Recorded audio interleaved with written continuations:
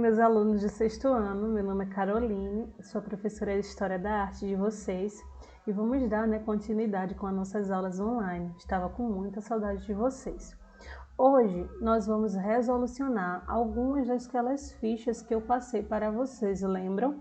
Eu sei que o prazo da entrega já terminou e tudo mais, então por isso mesmo a gente vai agora corrigir juntos os nossos exercícios feitos em casa por vocês e que vocês já enviaram para mim, tá bom?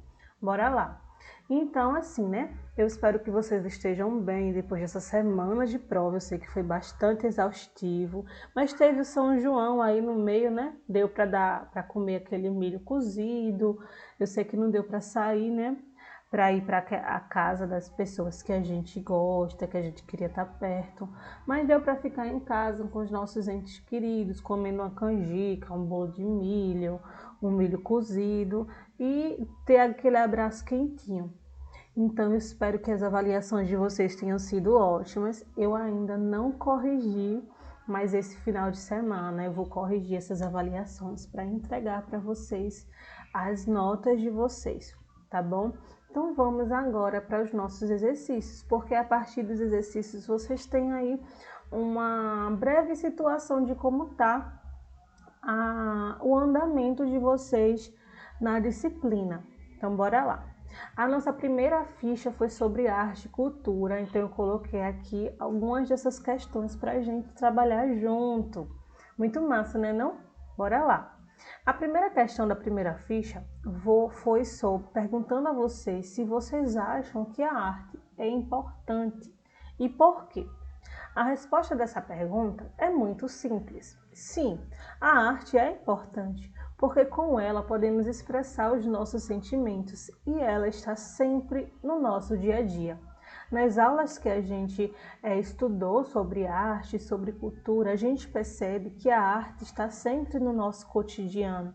De forma mais simples, a gente consegue observar os objetos artísticos, as manifestações artísticas. Não é isso, meus alunos? Segunda questão. Qual tipo de arte que você está mais utilizando na sua quarentena? E comente o porquê. Aí como essa é uma resposta pessoal, eu vou colocar a minha resposta que eu já coloquei como exemplo na ficha que eu entreguei para vocês. Aqui eu coloquei que estou utilizando muito a literatura e o cinema, pois estou lendo bastante alguns livros, né, que eu gosto e estou assistindo muito filmes e séries. Então é esse tipo de arte que eu estou mais adquirindo, mas você pode utilizar, que você pode colocar que você está escutando bastante música, que você está jogando bastante videogame. Você pode colocar diferentes tipos de arte aí, tá bom? E escreva 2 tipos de objetos, lugares ou até monumentos que possam ser considerados cultura material que existem em sua cidade, se possível no seu bairro. Eu sei que para citar de bairro é bastante complicado, só as pessoas que moram lá no centro do Recife ou as pessoas que realmente conhecem bastante as peculiaridades do seu bairro. Então assim, aqui eu coloquei o Recife Antigo, o Forte das Cinco Pontas, a Casa da Cultura aqui da nossa cidade. Muitos lugares muito massa de se conhecer, o Forte das Cinco Pontas. Dentro do Forte das Cinco Pontas há o Museu da cidade do Recife, muito legal. A Casa da Cultura, que está aberta para visitações. O Recife Antigo, muito legal, não é não? Eu espero que vocês já tenham visitado esses lugares, muito legal. E a quarta questão é se vocês sabem de uma receita, de uma comida, pode ser considerado um tipo de cultura material ou uma brincadeira que você gosta muito. Escreva aqui embaixo uma receita de uma comida que você e sua família consideram cultura imaterial, de tão importante, por exemplo, um bolo que sua avó faz. Ou, se preferir, escreva uma brincadeira que você brinca desde pequeno. Então, assim, essa foi uma questão muito aberta, que eu vi que vocês escreveram receitas, vocês escreveram brincadeiras e eu fiquei muito feliz. Então, se eu fosse escrever, eu escreveria a receita do bolo de fubá que a minha avó faz, bolo de milho, canjica, que nessa quarentena a gente viu bastante, não foi receita de milho nesse São João? E se eu fosse escrever também alguma coisa assim que eu faço, que eu gosto muito, que eu queria passar para os meus filhos, é a receita do meu bolo de chocolate com biscoito. Eu esqueci de colocar aí, que eu gosto de colocar biscoito treloso ou biscoito futurinhos. Eu estou dizendo a marca no meu vídeo. Biscoito treloso, aqueles biscoitos de chocolate, eu gosto de picar e colocar no meu bolo de chocolate, fica muito gostoso. E o meu brigadeiro também é muito bom. E brincadeiras, né? Brincadeiras que eu vi que vocês colocaram bastante brincadeiras. E eu colocaria a brincadeira do pega-pega e brincadeira do pega-se-esconder, que eu sempre brinquei com os meus amigos e meus primos e primas aqui na frente de casa. Depois que a rua ficou muito movimentada, passou muito carro e tudo mais, a gente parou de brincar. E começou a brincar mais brincadeiras dentro de casa mesmo, panelinha, comidinha, essas coisas, porque aqui a rua sempre começou a ser muito movimentada, a passar muito carro e minha avó começou a achar muito perigoso de deixar a gente fora de casa. Aí a gente começou a brincar de coisas perto de casa ou até na calçada mesmo, como elástico, pular corda. Acho que vocês lembram essas brincadeiras, né não? Então bora lá. A segunda ficha já foi sobre o assunto da pré-história. Então eu coloquei aqui as questões da segunda ficha e da terceira ficha. Então bora lá. Quais são os períodos da pré-história? Vocês lembram?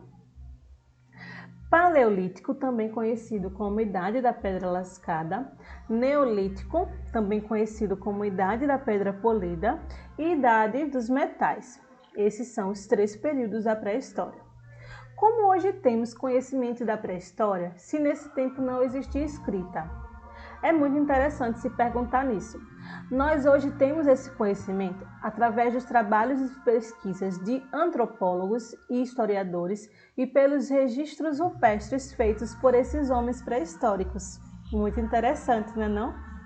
E por que o Paleolítico também é chamado de Idade da Pedra Lascada? Porque as armas e os instrumentos e pedras produzidos pelos grupos humanos eram lascados para adquirir bordas cortantes. Eles eram realmente quebrados assim no chão ou em outra pedra maior para adquirir essas bordas cortantes. E o que era este efeito das mãos em negativo? Foi uma das primeiras expressões de das artes da pré-história. Os artistas trituravam, machucavam as pedras para obter um pó colorido e depois soprava esse pó com um canudo sobre a mão que estava encostada numa parede de uma caverna. E por isso que o pó ficava sobre a mão. Não tem como a gente colocar a mão sobre um papel e faz com uma canetinha ou com hidrocor e fica a mão da gente desenhado. Então eles faziam isso só soprando o pó e o pó dava o contorno da mão e a mão ficava ali desenhada naquela caverna. Porque o artista do Paleolítico era considerado naturalista? Porque o artista representava os seres da forma mais natural possível, ou seja, como os via, como sua visão captava. Lembrando que vocês podem ter respondido, como eu observei, dessa forma que está aqui, ou pode ter respondido de forma parecida. Então, se você respondeu de forma parecida, com as palavrinhas de vocês, não tem importância, não precisa, mas tia, eu não respondi daquela forma que a senhora colocou no seu vídeo. Tem algum problema? Não tem. Qual das alternativas abaixo explica o que era a arte rupestre? Assinale somente uma alternativa. Vamos lá? A arte rupestre era composta por representações gráficas, desenhos, símbolos, sinais, feitas em paredes de cavernas ou pedras pelos homens do período paleolítico. Letra B. Tipo de arte feita na pré-história, que se baseava na pintura de quadros e esculturas em madeira. Letra C. Pintura feitas com sangue de animais nas paredes das primeiras igrejas que surgiram neste período. Letra D, estilo artístico, onde os artistas podiam expor suas obras de arte em pequenos museus e galerias de arte. Quais vocês acham? Qual alternativa vocês acreditam que é a verdadeira?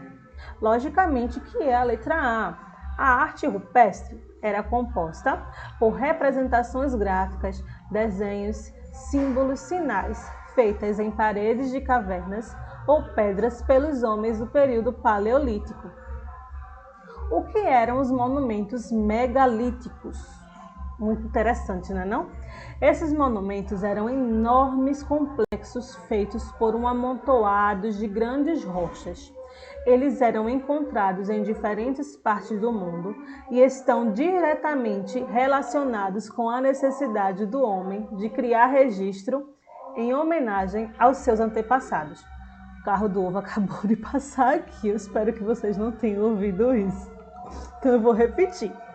Os monumentos megalíticos eram enormes complexos feitos por um amontoado de grandes rochas. Eles eram encontrados em diferentes partes do mundo e são diretamente relacionados com a necessidade do homem de criar registros em homenagem aos seus antepassados. Qual a primeira grande transformação na história da arte? O estilo naturalista do Paleolítico deu lugar a um estilo mais simples e geométrico, com sinais e figuras, que mais sugerem do que reproduzem os seres. Essa foi a primeira grande transformação da história da arte. Ou seja, aquele estilo mais simples e mais geométrico, com sinais e figuras, deu lugar, O estilo naturalista do Paleolítico deu lugar ao estilo mais simples e geométrico com sinais e figuras. Porque antes daquele estilo naturalista que eu falei anteriormente, de observar, de tentar reproduzir o cavalo como vê, o ser humano como vê, a montanha como ele vê, o mamute como ele vê, deu lugar a um estilo mais simples, um estilo mais geométrico, sem tanta preocupação em querer detalhar aquele objeto. Então, foi a grande transformação na história da arte da pré-história.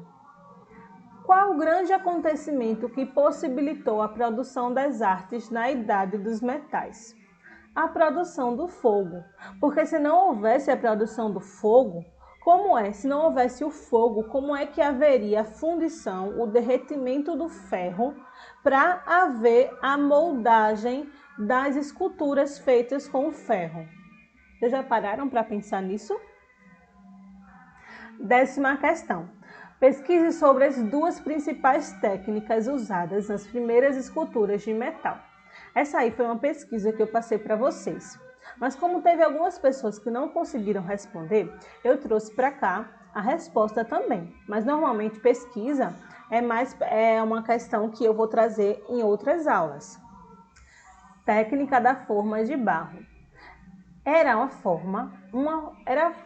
fazer uma forma, como assim? Uma forma de bolo. Eu pego uma forma de barro, dentro dessa forma quero fazer uma escultura no formato de um jarro, de ferro. Então eu faço uma forma de barro no formato de um jarro e dentro dessa forma eu derreto o metal, boto o metal derretido e depois do esfriamento eu quebro esse barro e eu tenho um jarro de ferro. Eu tenho uma escultura de ferro no formato desse barro. Agora, da cera perdida é um pouco mais complicado, mas dá para entender. A da cera perdida começava com a construção de um modelo de cera que era revestido de barro. Então, a primeira escultura a ser feita era uma escultura de cera. E depois, sobre essa escultura de cera, era feita uma escultura de barro. E depois, quando esse barro era aquecido, a cera, obviamente, ia derreter. Então, para essa cera cair fora, eles faziam um buraquinho, um espaço pequeno, para que essa cera, quando fosse derretida, caísse, escorresse. Então, no lugar de onde estava a cera, era colocado ferro derretido. E quando esse material endurecia, quando esse ferro endurecia, eles quebravam o barro e depois tinha-se a escultura de ferro, da mesma forma que antes fizeram a escultura de cera. Vê que inteligência! E tudo isso lá na pré-história. Muito inteligente, né não? Aí essa foi a terceira ficha sobre a pré-história no Brasil, sobre a arte rupestre no Brasil. Então bora lá. Primeira questão. Quais são as duas faces da arte rupestre no Brasil? Explique cada uma delas. A primeira, as faces são o naturalismo e o geometrismo. O naturalismo, as pinturas eram representadas com temas naturalistas, com temas naturais. Predominava a figura humana, isolada ou em grupo, em movimentos de caça, guerras ou trabalhos coletivos. E ainda encontrava-se figuras de animais, veados, onças, pássaros, peixes e insetos. Era bem natural possível. Já o geometrismo, as figuras com temas geométricos são muito variadas e apresentam linhas paralelas, grupos de pontos, círculos concêntricos, cruzes, espirais e triângulos. Então, realmente, nas imagens que a gente viu nas aulas, dá para perceber realmente a diferença de cada uma dessas faces da arte rupestre no Brasil. Eu espero que vocês tenham entendido. Que tipos de pintura tem no interior de grutas e abrigos de Lapa da Cerca Grande? Parece complicada, mas estava bem lá no início do slide. As figuras eram figuras zoomorfas, que eram a representação de animais terrestres, peixes e aves, figuras antropomorfas, que eram as imagens humanas, e figuras geométricas, porque eram as imagens que tinha dentro do interior das grutas e dos abrigos. E eu coloquei aqui esse exemplo específico, né, nas grutas da Lapa da Cerca Grande, que foi uma das grutas que eu falei lá no nosso vídeo. Por que é importante conhecer e proteger o patrimônio deixado por antigos povos amazônicos? Pois conhecer e proteger o patrimônio deixados por antigos povos amazônicos é preservar parte da nossa história e um dever que cabe a todos nós. Veja que importante. O Brasil tem vários sítios arqueológicos, nos quais são pesquisados vestígios deixados pelos antigos habitantes do território. Em sua região, existe algum sítio arqueológico?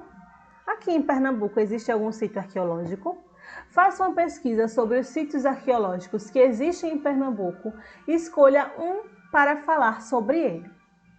Eu escolhi o Parque Nacional do Catimbau.